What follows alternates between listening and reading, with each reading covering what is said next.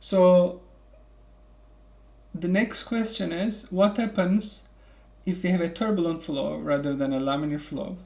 So again, in this case, the analysis is quite complicated. Obviously, I'm not going to even bother to explain the derivation. So we'll be just using the empirical equations that was driven by earlier researchers. So in this case, we have local friction coefficient, and it's a function of Reynolds number, and it's a weaker function of Reynolds number to the minus 1/5 power. And this equation is valid as long as you are in the laminar, as long as you are in turbulent flow region, and the Reynolds number is less than 10 to the 8. And for the turbulent flow, the thickness of all boundary layers are similar. So the empirical equation that allow us to calculate this thickness delta is Reynolds number to the 1/5, minus 1/5. And again, hydrodynamic, thermal, and concentration boundary layers all have similar thickness. And if you want to calculate the Nusselt number at a particular point x where you have turbulent flow, so in this case, again, we have a power law dependence. Of course, the power terms, exponents are different. And this equation is valid from when the Prandtl number is between 0.6 and 60. And this equation will allow us to calculate Hx. Okay, so we can calculate local convectivity transfer coefficient for a turbulent flow using this equation instead of the laminar flow equation. And if you are interested in calculating the average, and you should realize if the flow starts with laminar and changes in the turbulent, so you have to divide the problem into two regions and then average accordingly. So if you are calculating an average going from 0, starting from laminar to turbulent, so the average friction coefficient is given in terms of this equation. So here we have 0.07 Reynolds to the minus 1/5 minus 2a over the Reynolds number. So we are evaluating the Reynolds number at the distance up to which we are averaging to. So A is a constant, it's 871. Okay, so you can calculate the average property from here. And if you are interested in calculating our average Nusselt number, if you are trying to calculate the average Nusselt number, so you do the same thing. You divide problem into two and you average across the laminar flow, and then you average across the turbulent flow. And obviously laminar flow will go until you reach Reynolds number 5 times 10 to the 5, which is the critical number. And then 0 to critical number is averaging for laminar region. And for turbulent region, it depends how far, what is L. So from XC to L, you integrate. And then you get an expression here. Again, A is 871. And Reynolds number to the 4/5. This is a constant, and everything is multiplied by Prandtl number to the 1/3. And this equation is valid for this Prandtl number range. When the Prandtl number is between 0.6 and 60, it is valid. And as long as the Reynolds number is greater than critical Reynolds number and less than 10 to the 8, it's valid. Okay. So sometimes you may have situations that the initial section of the plate is at the same temperature with T infinity. And let's call this thickness as zeta. So if you have a section which is unheated and then you have heated section, so let's say Ts is greater than T infinity, and you only start to heat the system at this from this point on. So in other words, the hydrodynamic boundary layer starts to develop at the tip, at the leading edge of the plate, but thermal boundary layer will only emerge when the temperature difference starts here. So how do you calculate a local Nusselt number in this case? If you have a turbulent flow or laminar flow, so we need to first decide if you have a laminar flow or turbulent flow. If you have a turbulent flow, so you calculate as if this zeta is 0, so as if you have no unheated section, and then you do a correction using this denominator here. So you take the ratio of zeta to x, and then take 3/4 power.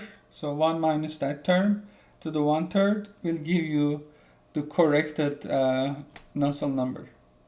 And if you have a turbulent flow, same story, you calculate as if this zeta is 0, as if you have no unheated section, and then you correct it with this denominator, and this is just the ratio of zeta to x. Okay.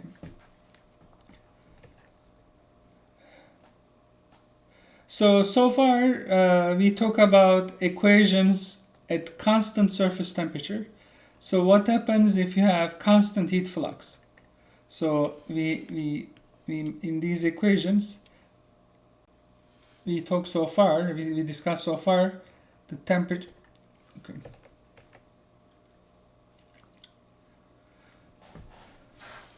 All the equations that we discussed so far involved constant surface temperature.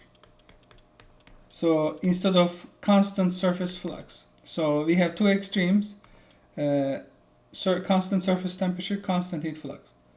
So now what happens if we are dealing with constant flux? So in this case, we have slightly different equation. So the form of the equations looks very similar, just the constants are different. For local Nusselt number, we have 0.45 times Reynolds number to the 1/2, Prandtl number to the 1/3. So if it is a turbulent flow, so we have Reynolds number to the 4/5, and then we have 0.03, and everything is multiplied by Prandtl number to the 1/3. And the ranges, the validity of these equations are given here. These are the ranges that is applicable. And likewise, you can also have unheated starting section when you have constant heat flux. Okay, so you can have uniform surface temperature, constant surface temperature, or uniform heat flux. So this table summarizes what are the terms, exponents that we need to use depending on whether you have laminar flow or turbulent flow, depending on whether you have constant surface flux, Ts is constant versus the heat flux is constant. Okay, so M here is the calculation of the Nusselt number, assuming there is no unheated section. So there is no unheated section. So for laminar flow, M is 1/2. For turbulent flow, M is 4/5. And if you have laminar flow and uniform surface temperature, A, B, and C are given here. And you have similar expression for constant flux. So A and B are similar, just the constant is different. Okay. So for turbulent flow, same story. We have a different A and B value. The constant is the main variable that changes from constant surface temperature versus constant heat flux. So what is the methodology for calculating convective heat transfer coefficients? So first thing that you need to realize, you need to determine what is the flow geometry. Is the fluid is flowing over a flat plate, or a sphere, or a cylinder, or an array of cylinders or tube bank. So you need to first decide the geometry, and then so you need to in most of these equations, the Nusselt number will be a function of Reynolds number and Prandtl number.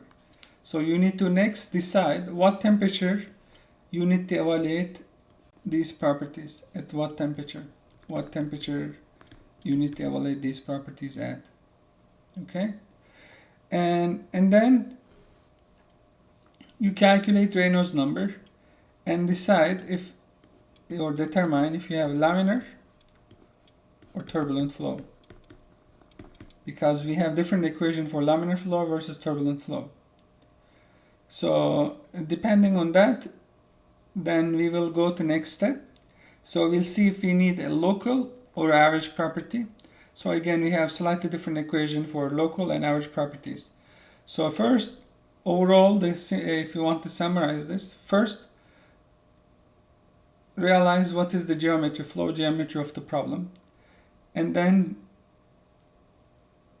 determine at what temperature you need to evaluate the properties. So you have Ts, T infinity, and T film. We define T film as Ts plus T infinity over 2.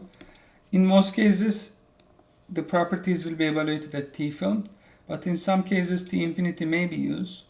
So you want to always pay attention to the description of the equations. I'm going to highlight the equations when we need to use different temperature. In most cases, we'll be using T film. And then finally, we obtain a correlation. We calculate the Nusselt number, either local or an average. And from Nusselt number, you calculate H.